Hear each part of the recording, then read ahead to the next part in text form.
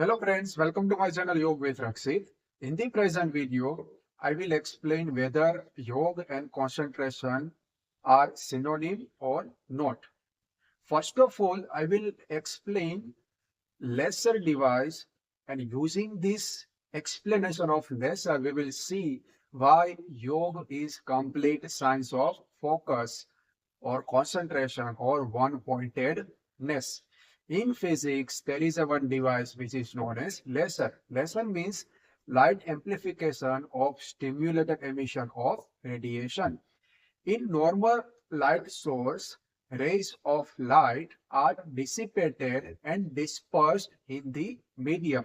And that is why you cannot utilize in some tasks which require highly coherent light source. And that is why in laser device, first of all, physicists make monochromatic light out of polychromatic light. Thereafter, physicist makes it highly coherent by focusing rays of light on one point. And ultimately, we will have laser. You might be wondered that laser can be used to cut even diamonds. Diamond is a very hard object. Another important use of laser source is to destroy enemies' aircraft, enemies' weapons like drones, missiles, etc. Why? As laser is highly coherent and laser has intense one point light and monochromatic light source, and that is why laser can be used in such kind of task. Let us see why yoga is science of focus. In this conical shape, I have given 8 limbs of yoga.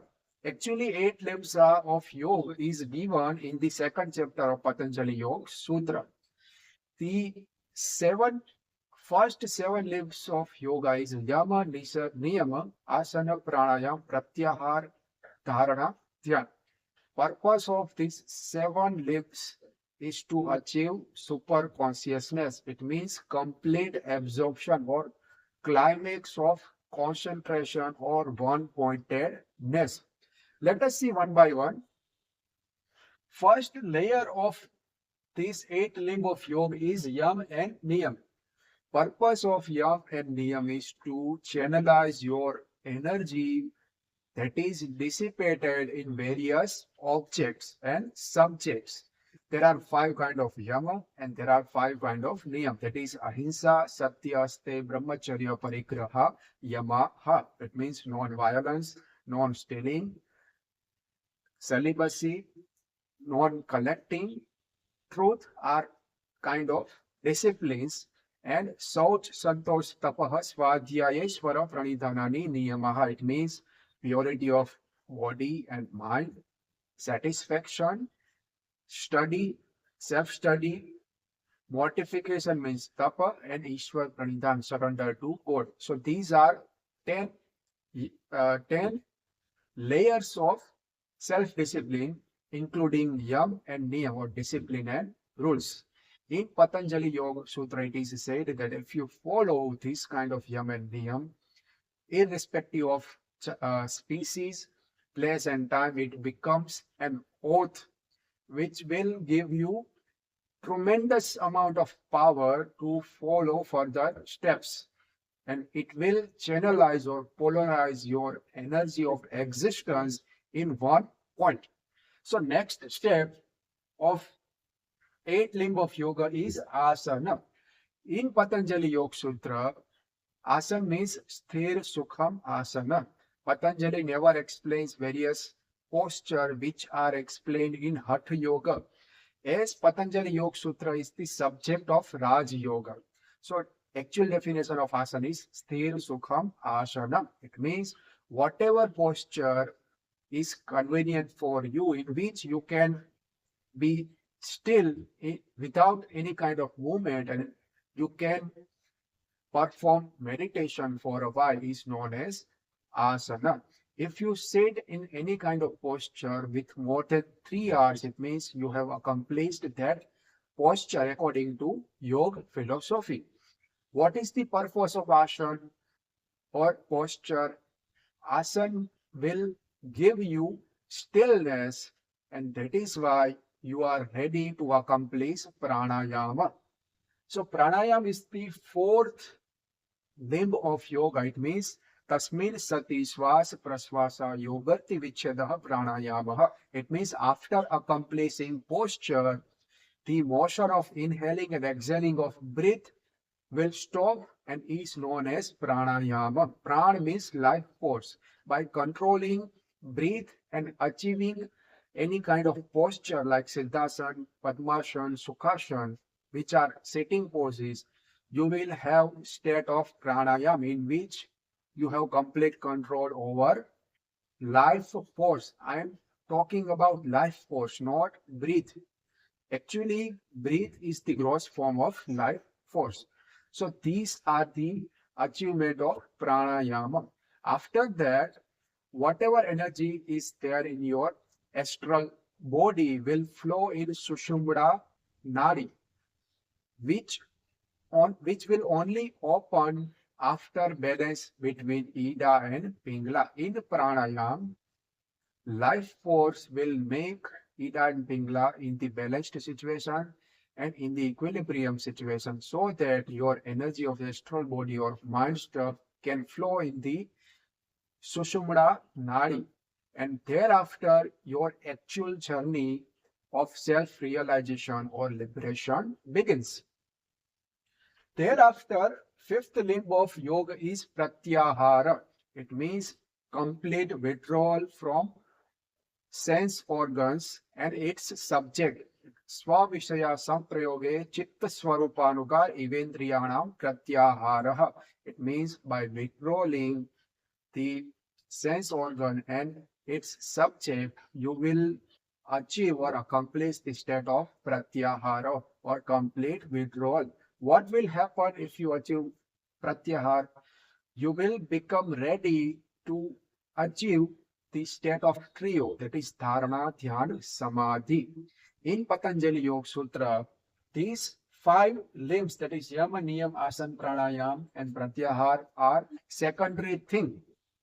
In Patanjali Yoga Sutra, it is said that there is super consciousness or super consciousness without sin is the superior, and it is the first and foremost thing on which yogi should concentrate.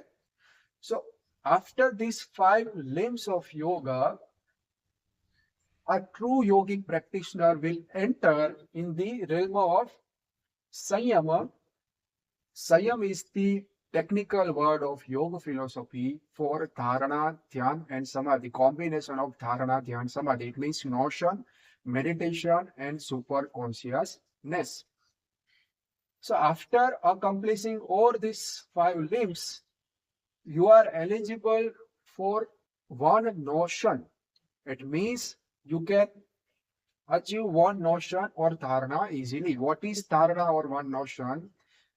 Retaining of mind stuff on particular object for 12 seconds is known as one notion or one dharana. It means you have accomplished one notion. Thereafter, you are eligible to achieve the state of meditation. It means retaining your mind stuff for 12 notion is known as meditation, or constant and consistent flow of your mind stuff on particular object is also known as dhyanam. Tatra pratyekatanata dhyanam. If you retain your mind stuff on particular object for 144 seconds, it means you have achieved the state of meditation or dhyana. So these are the secondary thing for samadhi. Thereafter, after intense practice of yoga or dhyan, you are eligible to enter in the realm of super consciousness. We have studied the structure of mind stuff, in which first layer is unconscious mind, second layer is subconscious mind, and third layer is conscious mind. After intense practice, because of power of concentration, whatever repressions, impressions, desire, and instincts are there in the unconscious mind will make transition into subconscious mind and thereafter into conscious mind. And thereafter, you are eligible to achieve super consciousness after achieving the state of concentration. Here, this state of concentration is also relative comparison to Nirbij super consciousness. In Nirbij super consciousness, a yogi will achieve absolute state of concentration. Thereafter, yogi's mind will be merged into self, and yogi will have self-realization and liberation, and his mind stuff ceases to exist. So, well, here I have given simple equation of super consciousness, that is 12 second into 12 meditation. It means you have achieved one super consciousness, or you have entered into the realm of super consciousness. Tadevat matra nivasam swarupa shunyameva samadhi. It means complete absorption in the state of meditation. You don't know yourself, meditation. You only remember one thing, and that is form of object or point on which you are concentrating. So this is the state of super consciousness. Very difficult to achieve. Whatever I have explained till this moment is very difficult to achieve, since worldly desire and worldly powers will make you violate this kind of yam and niyama. You have to be patient for achieving this kind of step. There are several layers of super consciousness also. First of all, yogi will have sampragyat samadhi, in which logic, thought, joy, and asmita or ego is there in gradual order. Vitark vicharananda rupangamat sampragyataha. It is also known as savikalp samadhi. There are sub-classes of super consciousness also that I have explained in my lectures on Patanjali Yoga Sutra. You can view in my channel. Thereafter, super consciousness is asampragyat samadhi or asampragyat super consciousness, which is also known as nirvikalp samadhi. Virama pratyayabhyas purva sanskara senso anya. In sapragyat samadhi, all manifested streams and impressions will be gone because of power of concentration. And thereafter, yogi will have asampragyat samadhi, in which only unmanifested impressions and streams are present. Though yogi have intense concentration. Thereafter, yogi will achieve pratibhugyan, a knowledge through which yogi can have any object or knowledge of any object with flash of desire or flash of second is known as pratibhyan. Pratibhadva sarvam. Thereafter, yogi will have vivek gyan, supreme discriminative faculty. It means it comes with several accomplishments like Ashtasiddhi, Navaniti. If yogi has greed to achieve this kind of siddhis or accomplishment, it means yogi will stuck in that vivek gyan. If yogi has enough detachment to abandon this kind of vivek gyan, yogi will achieve dharma meg samadhi. It is the second last samadhi in this conical shape. So in that state, yogi will be illumined by that absolute light of knowledge, and thereafter yogi has only one task to fulfill, is to achieve seedless super consciousness, in which by extrapolating the existence of self, yogi will destroy that one stream, and thereafter yogi's mind stuff will cease to exist, and yogi's mind stuff will be merged into self, and yogi will have self realization and liberation. So this is the point of Nirbij super consciousness and climax of concentration. And that is why the subject of present video is, are yoga and concentration synonym or not? If you translate the first aphorism of Patanjali Yoga Sutra, that is Atha Yoganusasanam, it means now the description of yoga starts.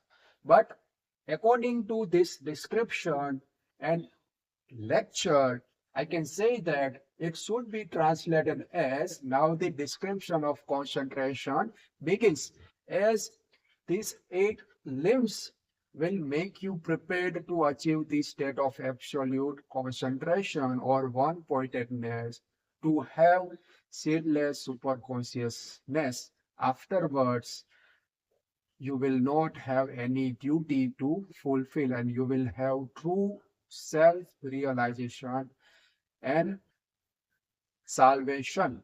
So, and that is why yoga should be seen as subject of focus or concentration or one-pointedness.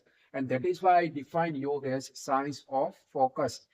In Patanjali Yoga Sutra, Patanjali only explained science of focus and concentration through which anybody can be free from the cycle of birth and death.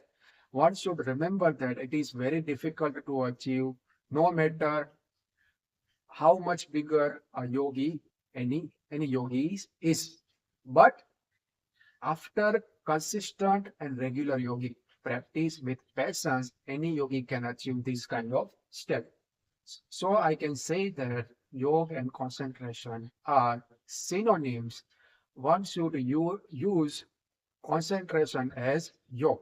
Thanks for listening and watching. If you like my video, please share and subscribe my YouTube channel. If you have any question regarding this lecture and content of this lecture, you can ask in the comment section.